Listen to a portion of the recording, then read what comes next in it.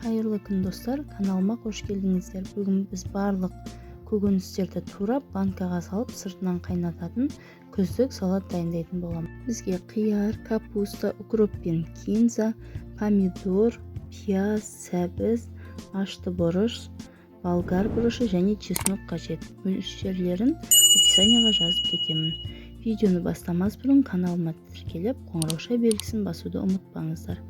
Ең алдымен капустаны осылай жұқа-жұқа ұзынша етіп турап алу қажет. Үлкен ыдысымызды дайындап, туралған капусталарын сол ыдысқа салып, капусталарды осылай ажыратып аламыз. Енді қиярды осылай домалақша жіңішке етіп турап, оны да сол ыдысымызға салып қоямыз. Артынша болгар бұрышында екіге бөліп, ішін тазалап, осындай ұзынша етіп турап алу қажет.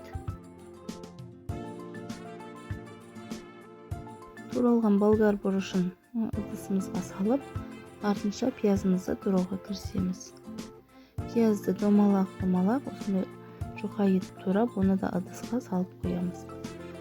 Сәбізді майда теркадан өткізіп алу қажет, немесе майдалап турасаңыздар да болады. Оны да осы ыдысқа саламыз.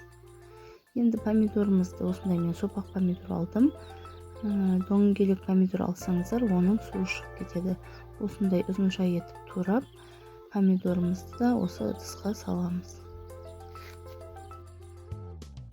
Ашты бұрышты да екіге бөліп, ішіндегі дәндерін тазалап, осындай ұзынша етіп турап, артынша майда бөліктерге бөліп ыдысқа салу қажет. Кинза мен укропымызды видеода көрсетілгендей етіп турап алып, оны да үлкен ыдысымызға салатын боламыз. Ең соңғы қоспа ол чеснокты осындай майда күйде турап алу қажет.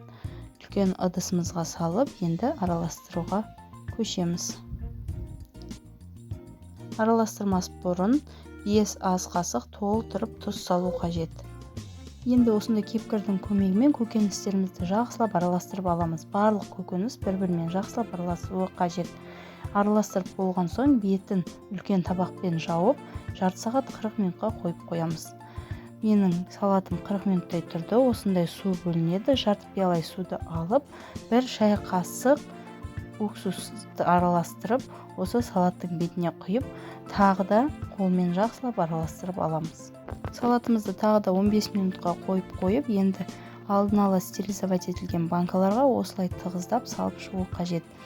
Банканы толтырып салмасақ, сыртынан қайнатқан соң көкөністер кішкене басылып, банка орта болып қалады.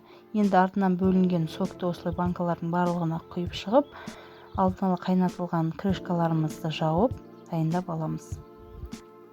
Отқа суымызды құйып, қайнамай тұрып, осылай банкаларды салып шығу қажет.